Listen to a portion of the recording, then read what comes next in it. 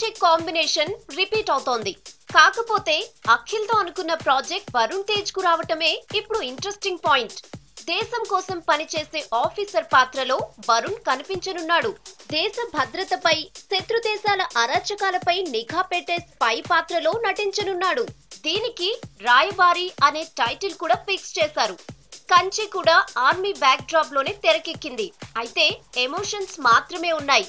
రాయబారిగా వస్తున్న spy character కు commercial elements బోలెడు ఉంటాయట. అంతేకాదు స్పెషల్ సాంగ్స్ కూడా ఉంటాయని సమాచారం. వరుణ్ తేజ్ చేసే సాహసాలు హైలైట్ అంటున్నారు క్రిష్. అఖిల్ సెకండ్ మూవీగా తెరకెక్కుతుందని భావించినా చివర్లో తెరపైకి వరుణ్ తేజ్ రావడంతో ఫిల్మ్ ఇండస్ట్రీలో హాట్ టాపిక్ అయింది. స్టోరీకి తేజ్ ఓకే చెప్పేశాడని, డాడీ నాగ్ ఒక్కసారి వింటే సరిపోతుందని కూడా ఈ బాబు చెబుతున్నాడట. క్రిష్ తో వెంటనే సెకండ్ మూవీకి గ్రీన్ సిగ్నల్ ఇవ్వటంతో ఇద్దరి కెమిస్ట్రీ బాగా వర్కౌట్ అవుతుందని అంటోంది ఇండస్ట్రీ.